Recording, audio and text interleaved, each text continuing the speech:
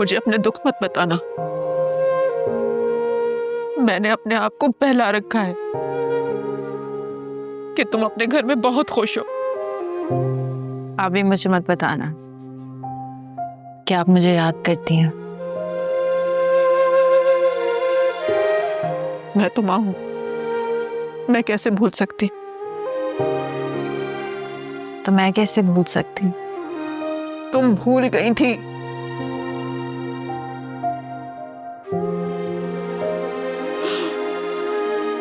अगर तुम्हें याद होता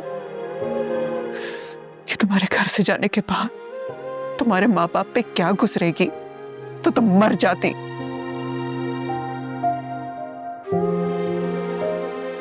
लेकिन घर से बाहर कदम नहीं निकालती। गलती हो गई, आप मुझे माफ नहीं कर सकती?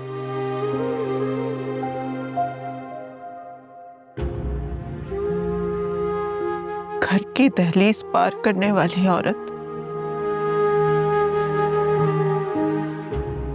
उसकी ये गलती तो 7 पुश्तों को भुगतनी पड़ती है।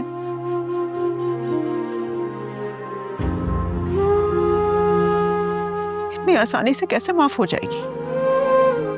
कोशिश करें, शायद बाबा के दिल में रहम आ जाए। तुम क्या समझती हो? क्या मैं कोशिश नहीं कर रही? मैं घर वापस आना चाहती हूँ।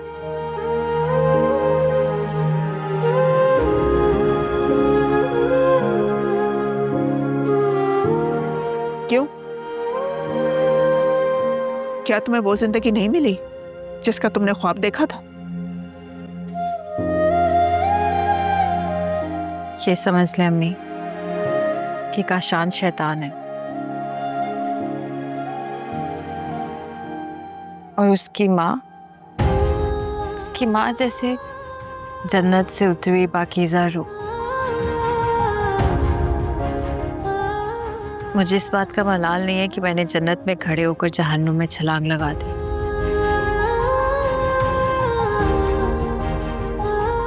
मैंने गलती की है, मुझे सजा मिलनी चाहिए। मुझे जिंदगी भर दुख बतूल और साहिल का रहेगा।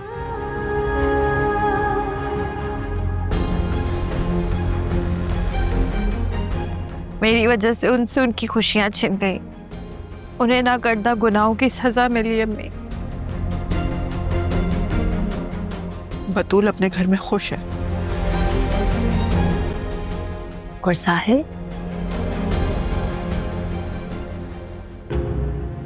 वो भी अपने आप को बहलाने की कोशिश कर रहा है। ठीक है अम्मी, मैं भी आपके झूठ को सच मान लेती हूँ।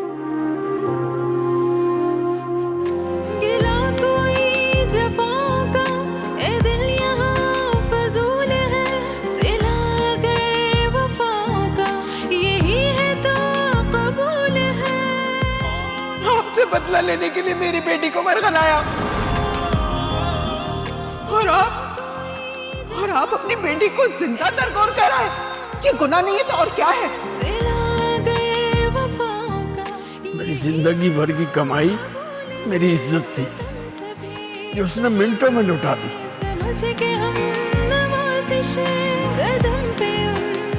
मैं तो किसी से आंख मिलाने के काबिल नहीं रहा, अब तो मुझे ही कह रही हो। जो कुछ आपने किया, क्या उससे आपकी गई हुई इज्जत वापस आ जाएगी? क्या लोगों की जुबानें बंद हो जाएंगी? क्या आप मोहल्ले में सर उठा के चलने के काबिल हो जाएंगे?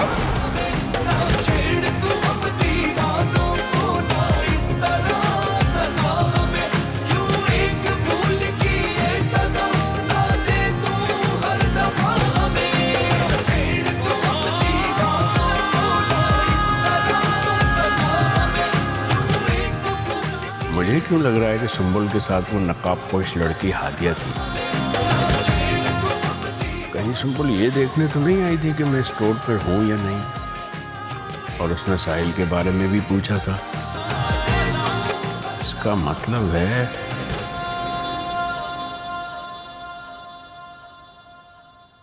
इकबाल, जी सिराज भाई। मैं घर जा रहा हूँ, घबराहट हो रही है मुझे, संभाल लेना तुम।